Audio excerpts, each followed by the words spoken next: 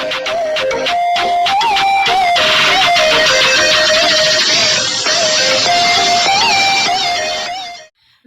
Guys, welcome back to be expert. So आज हम लोग हमारा चैप्टर जो है रिसोर्सेज एंड डेवलपमेंट उसे कंटिन्यू करेंगे। ठीक है, इस चैप्टर का जो है आपको एक और लेक्चर मिल चुका है जिसमें हमने इस चैप्टर का आधा पार्ट कवर कर लिया था और आज हम लोग इस चैप्टर का बचा हुआ आधा पार्ट कवर करेंगे।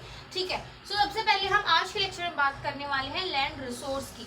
देखो, लैंड जो है एक रिसोर्स है क्योंकि ये हमारी रिसोर्स वाली डेफिनेशन में प्रॉपरली फिट होता है। ठीक है, anything which is natural and we can use it for our personal benefits. ठीक है, अपने आप को सेटिस्फाई करने के लिए, हमारे नीड्स को सेटिस्फाई करने के लिए हम जो है लैंड को यूज कर सकते हैं। तो ये लैंड जो है रिसोर्सेज वाली डेफिनेशन में प्रॉपरली फिट होता है। अब बारी आती है, देखो लैंड जो है वो हमारा एक नेचुरल रिसोर्स है। आप लोगों ने खुद से आर्टिफिशियली तो लैंड नहीं बनाया ना, मतलब वो हमारा एक नेचुरल रिसोर्स है। अब बारी आती है कि जो लैंड है हम इसे कैसे कैसे यूज करते हैं। ठीक है, सबसे पहली चीज आती है, लैंड को हम लोग वेजिटेशन में यूज करते हैं, यानी कि लैंड जो है हमारे वेजिटेशन को सपोर्ट करता है, वाइल्ड लाइफ को भी सपोर्ट करता है। ठीक है, ह्यूमन लाइफ को भी सपोर्ट करता है। आप लोग लैंड के ऊपर ही तो रहते हो, आसमान में नहीं रहते ना। हाँ, इकोनॉमिक एक्टिविटीज को भी सपोर्ट करता है, जैसे आप लोग क्रॉप्स उगाते हो, ठीक है, अपने बेनिफिट्स के लिए, ताकि आपको उससे कुछ अर्निंग हो, खुद का जो है अपना लाइफस्टाइल मेंटेन कर सको उसके लिए। और उसके बाद आता है ट्रांसपोर्ट। रोड्स जो होती हैं, रेलवे, ट्रेन, जितनी भी, वो सब लैंड पे चलती है ना। सो ट्रांसपोर्ट में भी हेल्प करता है और कम्युनिकेशन सिस्टम में, जितने भी आपके टावर्स होते हैं, ठीक है, जो आइडिया, वोडाफोन, एयरटेल, ये सारे जो नॉर्मल टावर्स होते हैं, कम्युनिकेशन नेटवर्क प्रोवाइड कराते हैं, तो वो सब भी लैंड पे ही होता है। इसलिए हम लोग लैंड के यूजेस में, या फिर हम लोग बात कर सकते हैं कि लैंड किस किस एक्टिविटी को सपोर्ट करता है। तो सबसे पहले लैंड सपोर्ट करता है वेजिटेशन को, फिर वाइल्ड लाइफ को, ह्यूमन लाइफ को, इकोनॉमिक एक्टिविटीज को और ट्रांसपोर्ट एंड कम्युनिकेशन को। उसके बाद बारी आती है कि लैंड जो है वो एक एसेट है। ठीक है, फाइनाइट मैग्नीट्यूड का एसेट है। अब यहाँ पे फाइनाइट मैग्नीट्यूड से क्या मतलब है? फाइनाइट मैग्नीट्यूड से हमारा ये मतलब है कि लैंड जो है एक फिक्स अमाउंट में प्रेजेंट है। आप सबको पता है ना कि जो हमारी लैंड है वो फिक्सली प्रेजेंट है। ठीक है, ना तो हम उसे बढ़ा सकते हैं और ना ही हम उसे घटा सकते हैं। ठीक है, क्योंकि जो हमारा अर्थ है उसमें वाटर और लैंड ही है। ठीक है, अलग अलग कॉम्पोजिशन में, और हमें पता है कि लैंड जो है वो वाटर के कंपेयर में बहुत ज्यादा कम है। ठीक है, अब बारी आती है कि लैंड को हम कैसे कैसे यूटिलाइज करते हैं, यानी कि यूटिलाइजेशन ऑफ लैंड।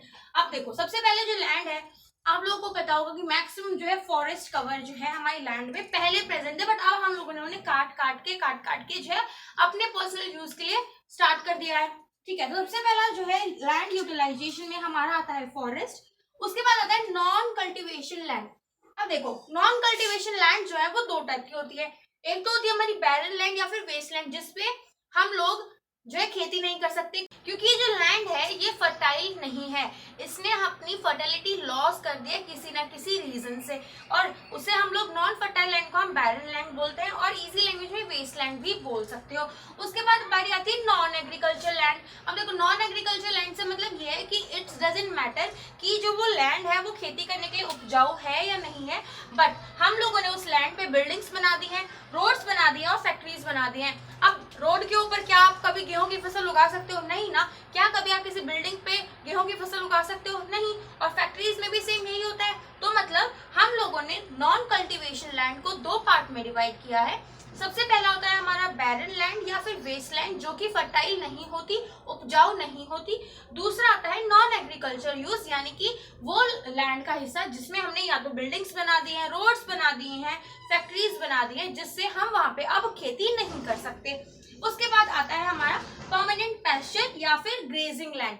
आप लोगों ने ये जो लैंड है इसमें पर्टिकुलरली हम लोग ना सिर्फ और सिर्फ घास उगाते हैं, ताकि हम लोग ग्रेजिंग को सपोर्ट कर सके, जो एनिमल्स हैं वहां पे आके घास खा सके। उसके बाद जो फोर्थ यूज आता है वो होता है crop tree crop groves. Tree crop groves क्या होता है? आप लोगों ने देखा होगा कि ना बहुत जगह पे, जैसे आप रोड पे चल रहे हो, ठीक है, रोड के साइड पे आपने बहुत सारे पेड़ लगा दिए हैं। ठीक है, तो ये वो हो गया। उसके बाद आते हैं कल्चरेबल वेस्ट लैंड। अब कल्चरेबल वेस्ट लैंड का क्या होता है? जैसे आपको पता होगा ना कि पुराने जमाने में होता था, हम लोग पहले एक पर्टिकुलर जगह पे रहते हैं और वहां पे हम लोग खेती करते थे, बट जब हमारा वहां पे काम खत्म हो गया, हम दूसरी लैंड पे मूव करते हैं, तो स्लैश एंड बर्न कर देते हैं। मतलब हम लोग उस खेती को पूरा हटा के, उस जितना भी वो क्रॉप वेस्ट था उसे बर्न करके हम नेक्स्ट प्लेस पे मूव ऑन करते हैं।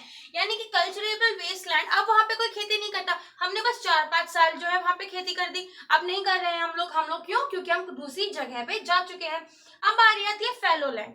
अब फैलो लैंड होता है, कभी कभी आप लोगों ने देखा होगा कि अगर सपोज हमारे पास 10-15 खेत है, उनमें से हमें 1-2 खेत जो है 1 साल के लिए हमने उसमें कोई फसल नहीं उगाई, ठीक है, मतलब वो लैंड फिलहाल फसल उगा सकती है बट फिलहाल हम उसमें नहीं उगा रहे हैं, यानी कि 1-2 साल का टाइम गैप हमने छोड़ दिया। बहुत सारे रीजंस होते हैं इसके पीछे, या तो हो सकता है कि आपकी जो लैंड है वो उतना फर्टाइल नहीं बची है, तो आप उसकी फर्टिलिटी रिगेन करने के लिए उस पर फिलहाल कोई भी क्रॉप नहीं लगा रहे हो।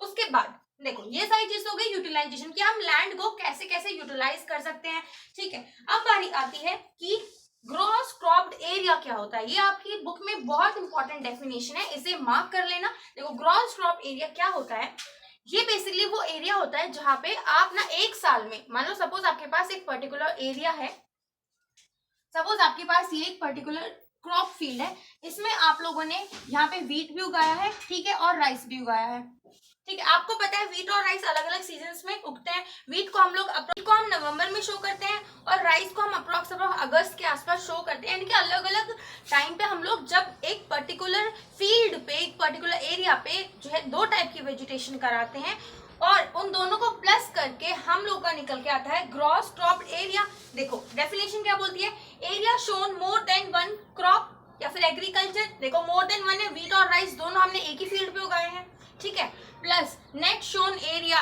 जितना एरिया है उसमें आप लोग क्या प्लस करने वालों कि कितने टाइम आपने उस पर्टिकुलर फील्ड में क्रॉप उगाई है 1 साल के अंदर। समझ में आ गई बात? अब एक बार दोबारा रिवाइज कर लेते हैं फटाफट। देखो लैंड जो है एक नेचुरल रिसोर्स है, लैंड को हम लोग बेसिकली, लैंड जो है हमारा इन 6 फंक्शंस को सपोर्ट करती है, 5 फंक्शन को सपोर्ट करती है, वेजिटेशन को सपोर्ट करती है, वाइल्ड लाइफ को सपोर्ट करती है, ह्यूमन लाइफ को सपोर्ट करती है, इकोनॉमिक एक्टिविटीज को भी सपोर्ट करती है, ट्रांसपोर्ट एंड कम्युनिकेशन को सपोर्ट करती है। उसके बाद जो हमारा लैंड है ये एक एसेट ऑफ फाइनाइट मैग्नीट्यूड है, यानी कि हमारे पास लिमिटेड एरिया लैंड का प्रेजेंट है, ठीक है, हम उसे इंक्रीज नहीं कर सकते कभी भी। अब हमारी आती है लैंड यूटिलाइजेशन। लैंड को हम किस किस बेसिस पे यूज कर सकते हैं। सबसे पहले आता है हमारा फॉरेस्ट, ठीक है, फॉरेस्ट जो है आपको पता होगा जंगल जो होते हैं। अब नॉट फॉर कल्टीवेशन, वो पर्टिकुलर लैंड का एरिया जिसपे हम लोग खेती नहीं करते हैं, उसके 2 टाइप्स होते हैं। सबसे पहला क्या होता है, बैरन एंड वेस्ट लैंड, यानी कि वो लैंड जो कि उपजाऊ नहीं है, उसने अपनी फर्टिलिटी खो दी है। दूसरा आता है non agriculture use. Non agriculture use में यानी कि आपने उस पीस ऑफ लैंड पे कुछ ऐसी कंस्ट्रक्शन कर दी है जिससे आप अब वहां पे खेती नहीं कर सकते, जैसे आपने बिल्डिंग्स बना दी, रोड्स बना दी और फैक्ट्रीज बना दी। उसके बाद आता है आपका परमानेंट पैस्चर या फिर ग्रेजिंग लैंड। ये लैंड का एक वो हिस्सा होता है जहां पे आप सिर्फ और सिर्फ घास उगाते हो और वहां पे आप लोग जो एनिमल्स हैं उनको ग्रेजिंग करने के लिए यानी कि चरने के लिए छोड़ देते हो। Tree crop grows. Tree crop grows क्या होता है, आप जैसे सपोज एग्जांपल ले लो, रोड के साइड पे आपको बहुत सारे जो ट्रीज देखने को मिलते हैं जो कि हमारा फॉरेस्ट इन्वायरमेंटल जो एजेंसी है वो उसे प्लांट कराती है। अब आते हैं कल्चरेबल वेस्टलैंड। कल्चरेबल वेस्टलैंड का मतलब ये है आपने एक पर्टिकुलर पीस ऑफ लैंड पे 6-7 साल खेती करी और उसके बाद उसे छोड़ दिया, अब आप उसे दोबारा कभी भी कल्चर नहीं कर रहे हो। फेलो लैंड आता है जब आपके पास एक पीस ऑफ लैंड है जिसमें आप लोग 5-6 साल खेती करते हो, उसके बाद 1 या 2 साल नहीं करते, उसके बाद दोबारा से रिज्यूम कर देते हो। कल्चरेबल वेस्टलैंड में आप अगर एक बार ही खेती करना बंद कर देते हो तो आप कभी उसे रिज्यूम नहीं करते, यानी कि दोबारा उस लैंड पे कभी खेती नहीं करते। देखो ग्रॉस क्रॉप्ड एरिया क्या होता है, ये वो एक पर्टिकुलर आपके पास लैंड का पीस है जिसमें आप 2 टाइप के जो है क्रॉप्स को उगाते हो, 2 या 3-4 जितने भी हो सकते हैं आप क्रॉप्स को उगाते हो, बट एक ही साल के अंदर। और उसका प्रॉपर जो है आप लोग पीस ऑफ लैंड में आप जितनी बार आपने उस क्रॉप को जो है आपने उगाया है उसका नेट वर्थ जो है जितना आपके पास निकल के आया, सपोज आपने गेहूं उगाए थे, जितने गेहूं निकल के आए हैं प्लस जितनी राइस निकल के आई है उन सबको मिला के और आप जो एरिया उसमें मिला दोगे तो आपका बन जाता है ग्रॉस क्रॉप्ड एरिया। अब आप लोग इन सारी चीजों को एज इट इज नोट कर लीजिए, और अगर कुछ लोग अपने नोट्स जो है वो प्रॉपर स्टेटमेंट में बनाना चाहते हैं तो वो भी बना सकते हैं, जैसे कि land is a natural resource, land supports vegetation, wildlife, human life, economic activities, transport and communication, land is an asset of finite magnitude, thus we need proper planning to use land. उसके बाद land can be utilise in the following way, और ये 6 के 6 point लिखने हैं। उसके बाद बारी आती है gross cropped area. So gross cropped area is defined as the area shown more than once in an agriculture area plus net sown area. ठीक है, अब बारी आती है, हम लोग आप फटाफट से स्क्रीनशॉट ले लीजिए या फिर अगर आप लोग वीडियो पॉज करके भी लिख सकते हो। अब बारी आती है, हम नेक्स्ट क्या बात करेंगे, अब हम लोग बात करने वाले हैं लैंड यूज पैटर्न, यानी कि किस तरीके से हम एक पर्टिकुलर पीस ऑफ लैंड को यूज करते हैं डिफरेंट डिफरेंट तरीके से। सबसे पहली चीज आती है टोपोग्राफी। टोपोग्राफी क्या होता है, characteristic of a particular land, कि वहां पे कोई रिवर है या फिर वहां पे माउंटेन्स प्रेजेंट है। ठीक है, अगर माउंटेन्स है तो डेफिनेटली हम वहां पे ज्यादा कंस्ट्रक्शन नहीं कर पाएंगे। ठीक है, अगर रिवर्स प्रेजेंट है तो हमें वहां पे थोड़ा सा स्पेस छोड़ के जो है कंस्ट्रक्शन करनी पड़ेगी। तो इसको हम लोग बोलते हैं टोपोग्राफी, यानी कि इकोनॉमिकली वहां पे अगर हम कोई कल्चर करना चाहते हैं, कोई चीज बनाना चाहते हैं, तो क्या वो सेफ है या नहीं है। उसके बाद आता है क्लाइमेट। क्लाइमेट बहुत इंपॉर्टेंट रोल प्ले करता है अगर हम लोग कोई भी पर्टिकुलर यूज करना चाहते हैं लैंड का। जैसे अगर हम लोग राइस की कल्टीवेशन करना चाहते हैं, बट वहां पे जिस एरिया में अगर हमारे पास वाटर स्कैरसिटी होगी, पानी की बहुत ज्यादा कमी होगी, तो हम लोग उस पर्टिकुलर एरिया में जो है राइस की कल्टीवेशन नहीं कर सकते अगर वहां पे प्रॉपर रेनफॉल नहीं होती। दूसरी चीज आती है सॉइल का टाइप। देखो, अलग अलग क्रॉप जो होती है वो अलग अलग सॉइल में बेस्ट प्रोडक्ट शो करती है। अब अगर हम लोग बात करें कॉटन की, तो कॉटन जो है वो बेस्ट प्रोडक्ट कहाँ शो करता है, बेस्ट प्रोडक्शन जो है वो हमारी ब्लैक सॉइल में होती है। ठीक है, हम लोग एक एक करके बात करेंगे कि सॉइल के कितने टाइप हैं और कौन से टाइप के सॉइल में कौन सी चीज की प्रोडक्शन बेस्ट होती है।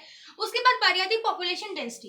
देखो, पॉपुलेशन डेंसिटी एक ऐसा सीन है कि सपोज आपको अगर कोई केमिकल फैक्ट्री लगानी है और वहां पे उस एरिया का जो पॉपुलेशन है वो बहुत ज्यादा है, तो आप वहां पे नहीं लगा सकते। मतलब लगा लो, आपकी मर्जी है, बट वो सेफ नहीं होगा। जैसे अगर मान लो हम लोग बात करें भोपाल गैस ट्रेजेडी की, तो वहां पे गैस लीक हो गई थी, हार्मफुल गैस। ठीक है, तो उसकी वजह से क्या होता है, जो आसपास की जितनी भी पॉपुलेशन थी वो ज्यादा इफेक्ट हुई थी। तो अगर पॉपुलेशन ज्यादा है तो आप लोग अवॉइड करोगे कोई भी फैक्ट्री वहां पे लगाने की। उसके बाद बारी आती है टेक्नोलॉजी। जिस एरिया में ज्यादा टेक्नोलॉजी होगी वहां पे हम लोग लैंड के साथ डिफरेंट एक्सपेरिमेंट करने की सोच सकते हैं। एट लास्ट आता है कल्चर एंड ट्रेडिशन। कल्चर और ट्रेडिशन हम लोग किस बेसिस पे डिसाइड करेंगे, वो है सपोज कोई एक पर्टिकुलर हमारे पास विलेज है जो कि कल्चर फॉलो करता है, वो आपको अलाउ नहीं करेगा कि आप उनके एरिया से बहती हुई रिवर में कोई प्लांट लगाओ। ठीक है, जैसे कि वाटर प्योरिफिकेशन प्लांट और बहुत सारे प्लांट्स वो अलाउ नहीं करेगा। कोई ट्रेडिशन ऐसा हो सकता है जो आपको उस लैंड पर कोई भी टाइप की कंस्ट्रक्शन करने को अलाउ नहीं करेगा। सो ये हो जाता है कि हम लोग किन 6 चीजों को ध्यान में रखते हुए हम लोग लैंड का यूज करते हैं इन इंडिया। ठीक है, सबसे पहला आता है टोपोग्राफी, यानी कि कैरेक्टरिस्टिक ऑफ अ लैंड। उसके बाद क्लाइमेट, कि कौन सा क्लाइमेट सुटेबल है हमें अगर कोई पर्टिकुलर कंस्ट्रक्शन करनी है या फिर कोई पर्टिकुलर क्रॉप उगानी है। सॉइल टाइप, डिफरेंट टाइप के सॉइल्स में डिफरेंट टाइप की हमें जो है फर्टिलिटी लेवल मिलता है अलग अलग टाइप की क्रॉप के लिए। पॉपुलेशन डेंसिटी, अगर ज्यादा पॉपुलेशन है तो हम लोग अवॉइड करेंगे कोई भी फैक्ट्री लगाना। टेक्नोलॉजी एंड कल्चर एंड, तो यही थे हमारे कि हम लोग इंडिया में किस पैटर्न के ऊपर हम लोग डिसाइड करेंगे कि हमें किस पर्टिकुलर एरिया वाली जो लैंड है उस पर क्या एक्टिविटी परफॉर्म करानी है। अब हम लोग आगे बात करेंगे टाइप्स ऑफ सॉइल्स और उन सारी चीज़ों के बारे में। तो फटाफट से एक बार लिख लीजिए कि कौन से पैटर्न पे हम लोग डिसाइड करेंगे कि हमारा जो लैंड का यूज है वो कैसे करना है। अब हम लोग बात करने वाले हैं land degradation and land conservation. Degradation का मतलब यहाँ पे इस बात से है कि हम कैसे एक लैंड को जो है खराब कर देते हैं, उसे वेस्ट कर देते हैं। और लैंड कंजर्वेशन से हमारा क्या मतलब है, वो कुछ ऐसे प्रोसेस जिसकी मदद से हम लोग एक लैंड का जो एरिया है उसे हमेशा संभाल के रख सकते हैं, उसे डिस्ट्रॉय होने से बचा सकते हैं। तो पहले हम लोग बात करेंगे कि ऐसे कौन से रीजंस हैं जिससे जो हमारी लैंड है वो खराब हो जाती है। तो इसका मतलब हम लोग सबसे पहले बात कर रहे हैं लैंड डिग्रेडेशन की। सो लैंड डिग्रेडेशन में सबसे पहली चीज आती है डिफॉरेस्टेशन। डिफॉरेस्टेशन क्या होता है, कटिंग ऑफ ट्रीज।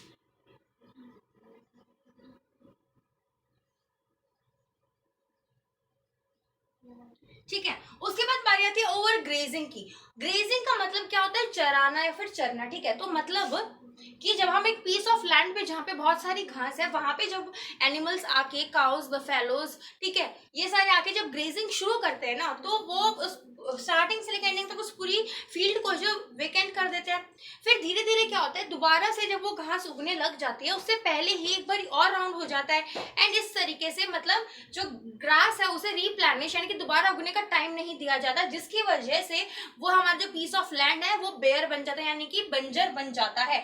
उसके बाद नेक्स्ट चीज आती है माइनिंग। अब देखो माइनिंग जो है ना वो बहुत ज्यादा हार्मफुल होती है। देखो जैसे हम लोग माइनिंग करते हैं, फॉर एग्जांपल हम लोग लाइमस्टोन ले लेते हैं।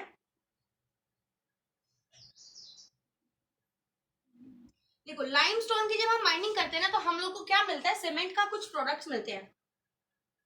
अब हमें पता है सीमेंट आज की डेट में बहुत ज्यादा इंपॉर्टेंट है, क्योंकि नई नई फैक्ट्रीज बन रही है, घर बन रहे हैं, बिल्डिंग्स एंड ऑल दैट, तो हमें सीमेंट की रिक्वायरमेंट है। अब जो लाइमस्टोन को हम जब ब्रेक करते हैं ना इनटू सीमेंट, तो क्या होता है, डस्ट निकलती है बहुत ज्यादा, और ये डस्ट क्या होती है, ये डिपॉजिट हो जाती है हमारे लैंड के ऊपर।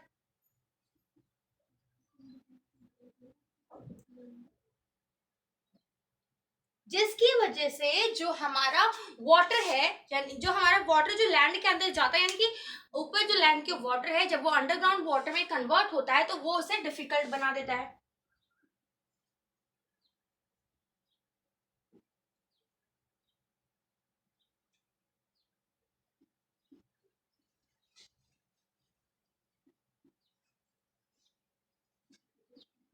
क्योंकि हमारी जो सैंड है, जो डस्ट है ना, वो एक बहुत ही ज्यादा थिक सी लेयर बना लेती है हमारी लैंड के ऊपर, जिसकी वजह से बहुत डिफिकल्ट हो जाता है हमारी सॉइल को जो वाटर है जो लैंड के अंदर डीपली पोर हो सके। और जब तक अगर डीपली पोर नहीं होगा तब तक हम लोगों के पास जो है लैंड वाटर जो होता है ना, अंडरग्राउंड वाटर, वो उसकी बहुत ज्यादा कमी हो जाएगी। उसके बाद जो लास्ट चीज आती है वो है ह्यूमन एक्ट। तो देखो ह्यूमन एक्टिविटीज में ना बहुत सारी चीजें आती है, बट जो मेजरली इफेक्ट करती है हमारी लैंड को वो होता है हमारा इंडस्ट्रियल इफ्लुएंट। इंडस्ट्रियल इफ्लुएंट या फिर हम लोग उसे बोल सकते हैं और वेस्ट।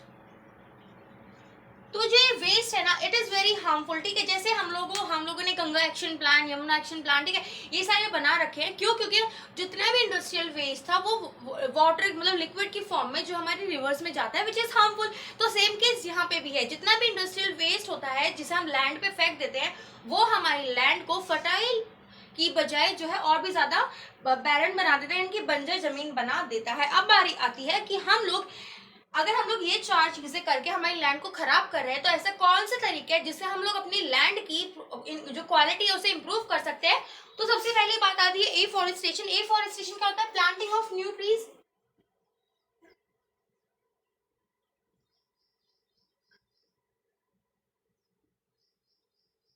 ठीक है। उसके बाद बारी आती है मैनेजमेंट ऑफ ग्रेजिंग। हम लोग को इस बात पे हमेशा ध्यान रखना है कि अगर कोई पर्टिकुलर पीस ऑफ लैंड पे एनिमल्स आके ग्रेज कर रहे हैं तो जब तक वो पर्टिकुलर पीस ऑफ लैंड पे दोबारा ग्रास नहीं आ जाती प्रॉपरली तब तक हम लोग ग्रेजिंग अलाउड नहीं करेंगे उस लैंड पे। उसके बाद बारी आती है स्टेबलाइजेशन ऑफ लैंड।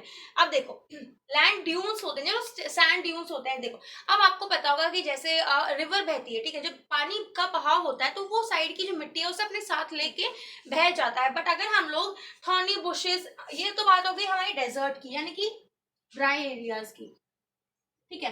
तो अगर हम लोग सैंड ड्यून्स को कंट्रोल में करना चाहते हैं, जैसे आपने देखा होगा जो रेगिस्तान होते हैं उसमें बड़े बड़े जो है मिट्टी के टीले होते हैं, ठीक है, सैंड के टीले होते हैं। तो अगर हम लोग उसको कंट्रोल करना चाहते हैं तो जैसे हवा उनको ले जाते हैं, क्योंकि सैंड पार्टिकल बहुत ज्यादा लाइट वेट होता है, तो हमें थॉर्नी बुशेस लगानी होंगी ताकि वो जो है सॉइल को अपनी ग्रिप बना के रखे सॉइल के ऊपर। उसके बाद आता है मैनेजमेंट ऑफ वेस्ट लैंड। जो भी हमारी बैरन लैंड है, वेस्ट लैंड है, उसे हमें प्रॉपर मैनेजमेंट करनी होगी। हमें इस बात का ध्यान रखना है कि ऐसा कौन सा तरीका हम लोग यूज कर सकते हैं जिसकी वजह से जो हमारी वेस्ट लैंड है उसे हम दोबारा फर्टाइल बना सकते हैं। और अगर फर्टाइल नहीं बना सकते तो वो जो पर्टिकुलर बंजर जमीन पड़ी है उसमें कुछ ऐसा करें जिससे वो जो लैंड है उसकी हम प्रोडक्टिविटी यूज कर सके अपने फायदे के लिए।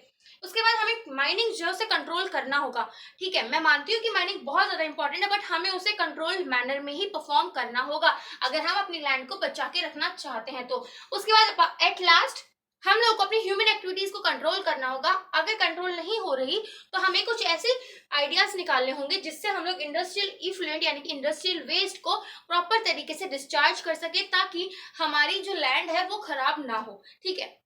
अब एक बारी क्विक सा रिवीजन हम लोग दोबारा ले लेते हैं कि जो लैंड है हम उसके बारे में डिग्रेडेशन पढ़ेंगे एंड वो हमारा डिफॉरेस्टेशन कॉज करता है, ओवर ग्रेजिंग कॉज करता है, माइनिंग कॉज करता है और ह्यूमन एक्टिविटीज कॉज करता है, ठीक है। और अगर हमें अपनी लैंड को कंजर्व करना है, यानी कि हमें अपनी लैंड को फ्यूचर यूज के लिए बचा के रखना है ताकि हमें इन फ्यूचर कोई लैंड रिलेटेड प्रॉब्लम ना हो, तो हमें सबसे पहले नए पेड़ उगाने होंगे, यानी कि प्लांटिंग करनी होगी, एफॉरेस्टेशन करनी होगी, मैनेजमेंट ऑफ ग्रेजिंग, हमें जो ग्रेजिंग है यानी कि जो चरने वाला जो प्रक्रिया है, जो गाय भैंस चरती हैं खेतों में, उस पर हमें कंट्रोल रखना होगा।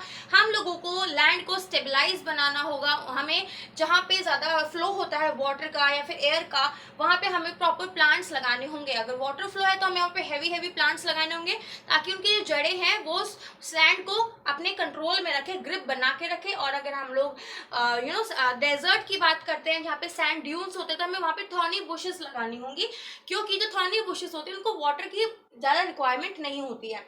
उसके बाद हम लोगों को जितनी भी वेस्ट लैंड है उन्हें कम से कम इतनी कोशिश करनी चाहिए कि हम उन्हें प्रॉपर तरीके से यूज कर सके, या तो हम उन्हें फर्टाइल दोबारा बना दें या फिर वहां पे कुछ ऐसा यूज करें जिससे हम लोग इस लैंड का यूज ले सके। उसके बाद बारी आती है माइनिंग जो प्रोसेस है उसे हमें कंट्रोल में रखना होगा और इंडस्ट्रियल वेस्ट को हमें अच्छी तरीके से डिस्पोज करना होगा, यानी कि डिस्चार्ज करना होगा, ताकि हमारी लैंड को, वाटर को, एयर को कोई भी प्रॉब्लम ना हो। अब हम लोग बात करने वाले हैं सॉइल के बारे में, ठीक है। सॉइल के बारे में, क्योंकि जो लैंड है वो डेफिनेटली सॉइल से ही बनी होती है, ठीक है, या फिर सॉइल जो है वो लैंड से बना होता है, हम कुछ भी बोल सकते हैं। देखो, सॉइल जो है वो हमारी एक रिन्यूएबल नेचुरल रिसोर्स है। रिन्यूएबल का मतलब मैंने फर्स्ट लेक्चर में समझाया था, वो रिसोर्स जो कि खुद से दोबारा बन सकती है, ठीक है, नेचुरल रिसोर्स है, बट इसको मिलियंस ऑफ ईयर्स लगते हैं बनने के लिए। It takes millions of years to form, ठीक है, 1-2 दिन में नहीं बन जाता है हमारा सॉइल। उसके बाद बारी आती है कि ये जो है हमारे लिविंग ऑर्गेनिजम्स को सपोर्ट करता है, ठीक है। जितने, क्यों वो ऐसा क्यों करता है, क्योंकि आपको पता होगा डायरेक्टली और इनडायरेक्टली हर एक लिविंग ऑर्गेनिज्म जो है वो प्लांट पे बेस होता है, उसकी जो लाइफ है, जो वो खाता है वो प्लांट पे बेस होता है, ठीक है। आपको इसकी डिटेल, आपको अगर आपने बायो में फूड चेन पढ़ा होगा, फूड वेब पढ़ा होगा, तो आपको पता होगा कि अल्टीमेटली जो प्लांट्स हैं वही पूरे वर्ल्ड को जो है चाहे वो कोई भी ऑर्गेनिज्म हो उसे फूड सप्लाई कराते हैं, ठीक है। चाहे अगर घास को हिरन खाता है और उसके बाद उस हिरन को जो है हमारा लॉयन खा रहा है, तो अल्टीमेटली उस लॉयन के अंदर भी तो हमारे प्लांट कंटेंट जा रहे हैं ना। इस चीज से आप समझ लीजिए, क्योंकि हमारा जो सॉइल है वो मीडियम प्रोवाइड कराता है प्लांट ग्रोथ के लिए, इसीलिए ये हमारी लाइफ को सपोर्ट करता है। और अर्थ, अब बारी आती है टाइप्स ऑफ सॉइल। हमारे पास टोटल 6 टाइप के सॉइल्स है, ठीक है। सबसे पहला आता है हमारा एलुवियल सॉइल, ठीक है, ये मोस्ट फर्टाइल सॉइल माना जाता है और ये कहाँ पाया जाता है, नॉर्दर्न प्लेन्स में, यानी कि जितना भी नॉर्थ वाला एरिया है वहां पे। उसके बाद बारी आती है ब्लैक सॉइल की। ब्लैक सॉइल जो है वो हमारा डेक्कन ट्रैप में पाया जाता है, यानी कि मोस्टली महाराष्ट्र वाले एरिया में, महाराष्ट्र वाले एरिया में जो है हमारा ब्लैक सॉइल पाया जाता है। थोड़े बहुत आसपास के स्टेट्स में भी पाया जाता है, जस्ट बॉर्डर पे, बट मेन फोकस हमारा महाराष्ट्र रहेगा। Red and yellow soil, red and yellow soil, अब आप सोच रहे हो एक सॉइल दो टेक्सचर, आपको मैं बताऊंगी जब हम लोग रेड एंड येलो सॉइल को डिटेल में डिस्कस करेंगे। ये कहाँ पाया जाता है, उड़ीसा और छत्तीसगढ़ में, ठीक है। उसके बाद बारी आती है लेटराइट सॉइल की। लेटराइट सॉइल जो है वो बहुत कम क्वांटिटी में पाया जाता है। कहाँ पाया जाता है, ट्रॉपिकल और सब ट्रॉपिकल रीजन्स में, यानी कि जो हमारी ट्रॉपिकल इंडिया को, जो हमारी ट्रॉपिक ऑफ कैंसर डिवाइड करती है ना, suppose this is R India and जो ट्रॉपिक ऑफ कैंसर डिवाइड करती है, यानी कि ट्रॉपिकल और इसके आसपास पाया जाता है, सब ट्रॉपिकल रीजन्स में पाया जाता है। अरेड सॉइल जो है वो राजस्थान में पाया जाता है और इस सॉइल का जो टेक्सचर है वो बहुत ही ज्यादा ड्राई होता है, ठीक है। हम लोग बात करेंगे क्यों, क्योंकि जो राजस्थान में हमारे पास वाटर कंटेंट बहुत ज्यादा कम होता है। At last forest and mountain soil, इसे हम लोग सिर्फ माउंटेन सॉइल भी बोल सकते हैं या फिर सिर्फ फॉरेस्ट सॉइल भी बोल सकते हैं, दोनों का मतलब एक ही है और वो क्या है, हिली एरियाज में पाया जाता है आपका फॉरेस्ट और माउंटेन सॉइल, ठीक है। अब आपको क्या करना है, एक बार फटाफट से फ्लो चार्ट बना लीजिए और soil as a natural resource लिख लीजिए। इसके बाद हम लोग एक एक करके हमारे 6 के 6 टाइप के सॉइल्स को डिस्कस करेंगे और उसके बाद हम लोग बात करने वाले हैं सॉइल इरोजन की और सॉइल कंजर्वेशन की, ठीक है। फटाफट नोट कर लो। अब हम लोग बात करने वाले हैं एलुवियल सॉइल के बारे में, डिटेल में पढ़ेंगे। सबसे पहली चीज़ जो आपको एलुवियल सॉइल के बारे में ध्यान रखना है वो ये है कि जो एलुवियल सॉइल है इसे डिपॉजिट कौन करता है, हमारे नॉर्दर्न प्लेन्स में, ठीक है। तो जो रिवर्स हैं, मेजर रिवर्स हैं ब्रह्मपुत्रा, गंगा और इंडस, ये तीनों के तीनों रिवर्स मिलके जो अपने साथ जो सैंड लेके आती हैं वो वहाँ पे जो लैंड पे डिपॉजिट होता है उसे हम लोग बोलते हैं एलुवियल सॉइल, ठीक है। अब ये जो एलुवियल सॉइल है इसके कौन से फैक्टर्स हैं जो इसकी फॉर्मेशन में हेल्प करते हैं, एक मेजर रोल प्ले करते हैं, तो वो है सबसे पहले हमारा सैंड, स्टिल एंड क्ले, ठीक है। ये सारी चीजें, ये तीनों चीजें मिलके जो है हमारा एलुवियल सॉइल बनाती हैं। उसके बाद हमारा जो एलुवियल सॉइल है वो मोस्ट फर्टाइल होता है, एक मिनट, हाँ, मोस्ट फर्टाइल होता है। और ऐसा क्यों होता है? क्योंकि हमारा उस एलुवियल सॉइल में high content of potash, phosphoric acid और लाइम प्रेजेंट होता है। क्या प्रेजेंट होता है हाई कंटेंट में? Potash, phosphoric acid and lime. अब अगर हम लोग बात करें एलुवियल सॉइल की एज के ऊपर, तो हमारे पास दो टाइप के जो है एलुवियल सॉइल है। सबसे पहले आता है हमारा बांगर और दूसरा होता है हमारा खादर। जो बांगर है ये ओल्ड होता है और जो खादर है ये न्यू होता है। अब आपको एक चीज अच्छे से पता होगी कि नई चीज अच्छे से चलती है तो खादर जो है वो हमारा फर्टाइल लैंड होती है, मोस्ट फर्टाइल लैंड होती है, जबकि बांगर जो है वो फर्टाइल नहीं होती और बांगर को हम कंकर भी बोलते हैं। उसके बाद अगर हम लोग सॉइल कोरस के बारे में बात करें तो ये टोटल 3 टाइप का होता है, ठीक है। सबसे पहला होता है हमारा द्वार्स, देन चॉस एंड देन तिराई। ये 3 टाइप के जो है एलुवियल सॉइल प्रेजेंट होते हैं on the basis of soil कोरस। अब बारी आती है कि आइडियल प्रोडक्शन, किस किस फसल की अच्छी खासी प्रोडक्शन हो सकती है एलुवियल सॉइल में, वो है हमारा sugarcane, paddy and wheat, और भी बहुत सारी, बट मेन 3 ये नाम आपको याद रखने हैं। एक बार क्विक रिवीजन ले लेते हैं। देखो, एलुवियल सॉइल जो है उसे ब्रह्मपुत्र, गंगा और इंडस, ये तीनों रिवर मिलके हमारे नॉर्दर्न प्लेन में डिपॉजिट करती हैं। एलुवियल फॉर्मेशन जो होती है सॉइल की, उसमें 3 चीजें मेजर रोल प्ले करती हैं, वो है हमारा सैंड, स्लिट एंड क्ले। उसके बाद जो हमारा एलुवियल सॉइल है वो मोस्ट फर्टाइल होता है क्योंकि उसमें हाई कंटेंट प्रेजेंट होता है पोटैश का, फॉस्फोरिक एसिड का और लाइम का। अब एज के बेसिस पे हमारे पास 2 टाइप के एलुवियल सॉइल होते हैं। पहला होता है बांगर जो कि ओल्ड एलुवियल सॉइल होता है, और दूसरा होता है खादर जिसे हम न्यू एलुवियल सॉइल बोलते हैं। बांगर जो होता है वो कम फर्टाइल होता है कंपैरेटिवली खादर के। अगर हम लोग सॉइल कोरस की बात करें तो हमारे पास 3 टाइप के सॉइल हो गए। एक को हम बोलते हैं द्वार, चोस एंड तिराई। अब ये जो है शुगर केन, पैडी और वीट की प्रोडक्शन के लिए बहुत ज्यादा बेनिफिशियल है। अब बारी आती है ब्लैक सॉइल की।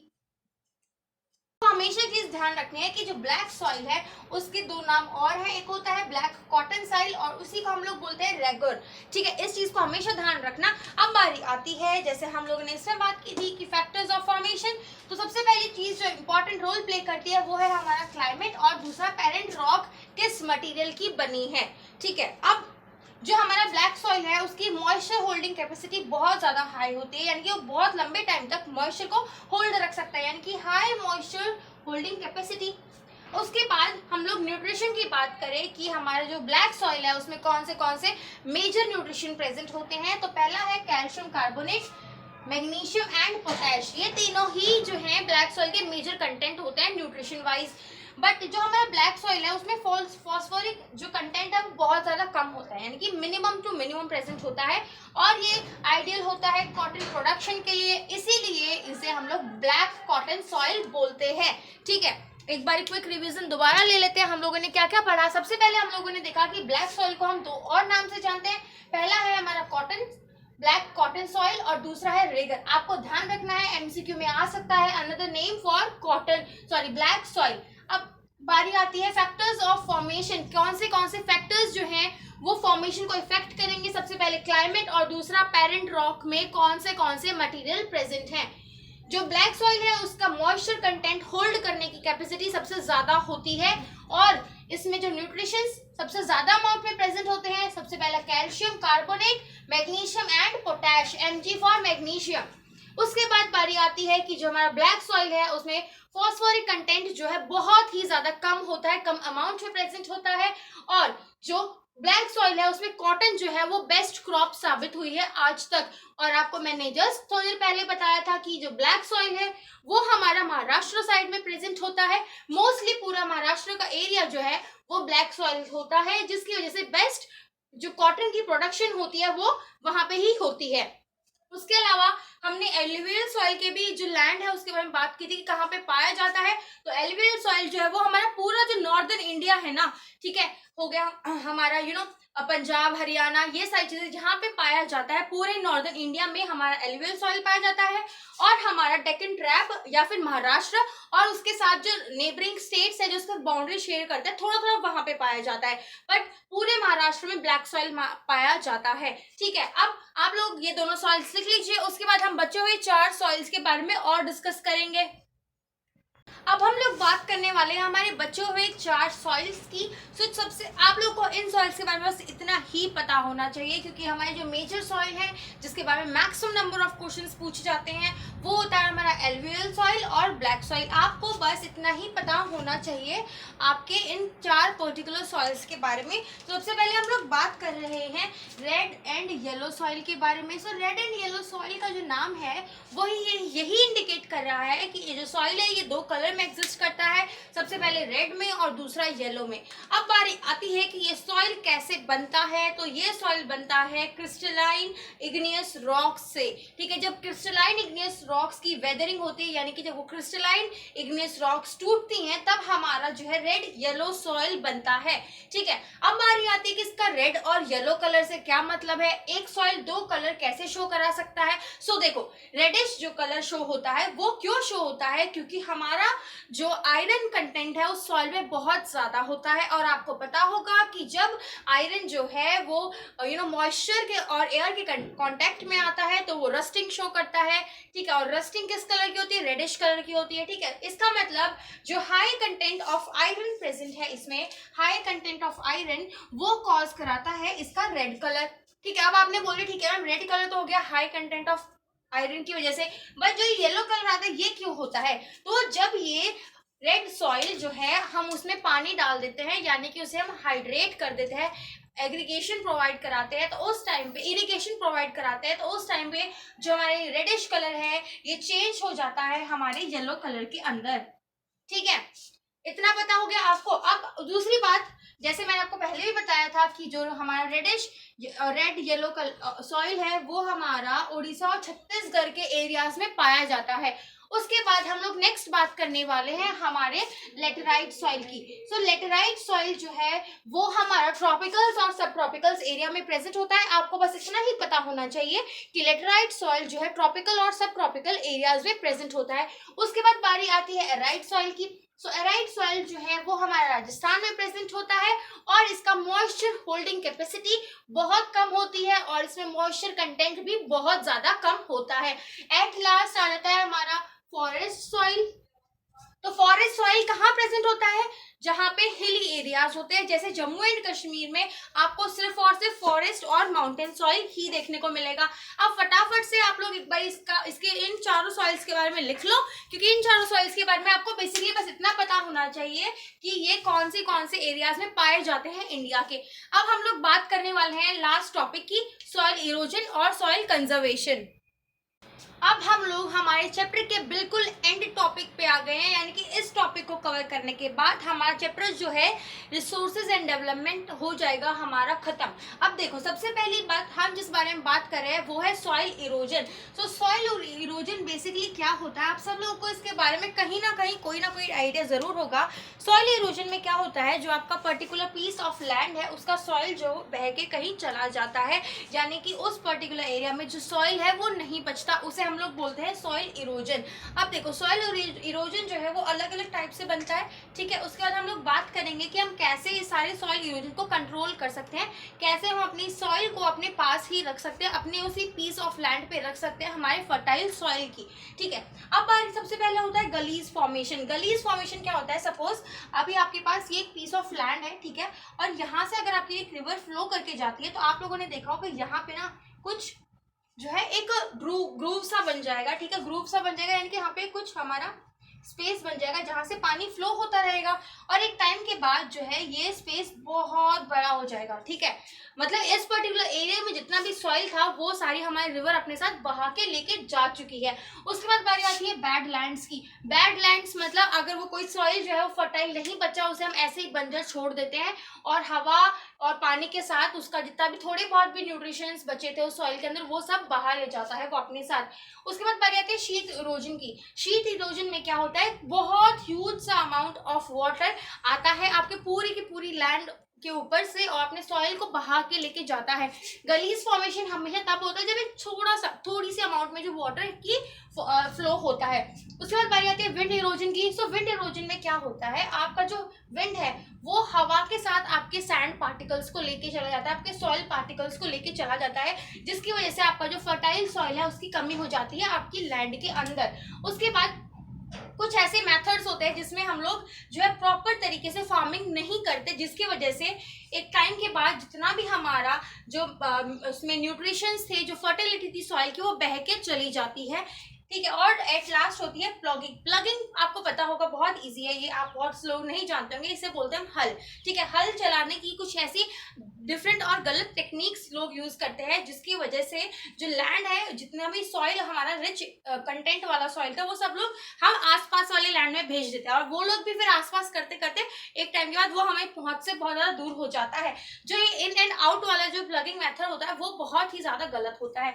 अब बारी आती है सॉइल कंजर्वेशन की, कि हम किस किस टेक्निक को यूज करके अपने सॉइल को जो है बचा के रख सकते हैं। तो सबसे पहला बारी आता है हमें करना है काउंटर प्लगिंग, ठीक है। काउंटर प्लगिंग का मतलब आपको मैं काउंटर प्लगिंग से हमारा यहाँ पे ये मतलब है, जो जितनी भी आपकी जो फील्ड है उसकी बाउंड्रीज है आपको उससे अंदर की तरफ लेके आना है अपना जो हल है उसे, ना कि बाहर की तरफ, ठीक है। उसके बाद आती है हमारी टेरेस कल्टीवेशन की। टेरेस कल्टीवेशन बहुत ही ज्यादा इंपॉर्टेंट सा है, ठीक है। जैसे सपोज टेरेस कैसा होता है, टेरेस कल्टीवेशन में आप लोग ना जैसे सीढ़ियां बना देते हो, अपनी फील्ड को सीढ़ियों में डिवाइड कर देते हो, और यहाँ पे सपोज आपने कुछ कुछ जो है क्रॉप्स लगाई हैं, और एक टाइम के बाद जब वाटर फ्लो होता है तो देखो क्या होगा, ये वाली जो टेरेस है इसका कंटेंट जो है यहाँ चला गया, इस वाले का यहाँ चला गया, इस वाले का यहाँ चला गया, तो मतलब आपके एरिया के अंदर ही रहेगा जो आपका सॉइल का कंटेंट है, कहीं और दूसरी जगह पे नहीं जाएगा। उसके बाद बारी आती है स्ट्रिपिंग क्रॉपिंग। अब स्ट्रिपिंग क्रॉपिंग क्या होता है, देखो सपोज आपके पास एक फील्ड है, ठीक है, जिसमें आप लोग स्ट्रिप्स में क्रॉप को उगाते हो। सपोज हमने ये 4 स्ट्रिप ले ली, जैसे हम लोग क्रॉप की कल्टीवेशन कर रहे हैं, हम लोगों ने यहाँ पे एक प्लांट लगाया है, एक टाइप की क्रॉप, फिर हम लोग उसके जस्ट अपोजिट डायरेक्शन में दूसरी रो में हम दूसरे प्लांट टाइप की क्रॉप लगाएंगे, और ऐसे करते करते हम लोग 2 से ज्यादा 3-4 टाइप की क्रॉप जो है वो एक ही फील्ड में लगाएंगे स्ट्रिपिंग के उससे, मतलब 1 बाय 1 स्ट्रिप बाय स्ट्रिप हम लोग अलग अलग क्रॉप्स को लगाने वाले हैं, जिसकी वजह से क्या होगा, जो हमारा सॉइल है वो हमारा विंड इरोजन को कंट्रोल करके रखेगा, ठीक है। विंड इरोजन को भी कंट्रोल करके रखेगा, प्लस हमारा जो वाटर इरोजन होता है उसे भी कंट्रोल करके रखेगा।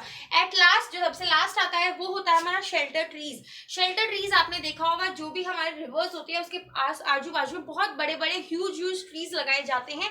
उसके अलावा जो हमारे रोड्स होते हैं, ठीक है, जो हाईवेज होते हैं उनके आजू बाजू भी जो बहुत बड़े बड़े ट्रीज लगाए जाते हैं, ताकि वो उस एरिया की जो सैंड है उसको कंट्रोल करके रखे, उसे होल्ड करके रखे, ठीक है, जिसकी वजह से लैंड और वाटर और जो विंड है वो वहां का सॉइल इरोजन ना करवा सके। So that's all for today's lecture, ठीक है। I hope you like this lecture. हम लोगों ने पूरा रिसोर्स एंड डेवलपमेंट को कंप्लीट कर लिया है। हमने टोटल इसके 2 पार्ट किए थे, ठीक है। जो है चैप्टर का पार्ट 1 में हम लोगों ने बात की थी किस टाइप की रिसोर्सेज होती हैं, क्या क्या चीज़ें होती हैं, सारी चीज़ें, और दूसरे पार्ट में हम लोगों ने बात की land as a natural resource के बारे में, ठीक है। अगर आपको ये लेक्चर समझ में आ गया हो और अच्छा लगा हो, पसंद आया हो, तो प्लीज़ इस वीडियो को लाइक कर दीजिएगा। बी एक्सपर्ट को सब्सक्राइब कर लो अगर अब तक आपने सब्सक्राइब नहीं किया है, क्योंकि यहाँ पे आपको बहुत सारे अमेजिंग कंटेंट्स मिलेंगे, जहाँ पे आपको क्लास 9 और क्लास 10 की सारा का सारा सिलेबस मैं खुद कराने वाली हूँ विद हैंडमेड नोट्स। उसके अलावा आपको बी एक्सपर्ट में साइकोलॉजिकल हैक्स भी मिलते हैं, जिससे आप अपनी ब्रेन की पावर को इंक्रीज कर सकते हो। 2 मिनटों में आप लोग सब कुछ याद कर सकते हो। So without wasting any time just go and check out each and every video which you think आपके लिए हेल्पफुल है। अब हम मिलते हैं अपने नेक्स्ट लेक्चर में, तब तक के लिए goodbye, stay positive and keep studying.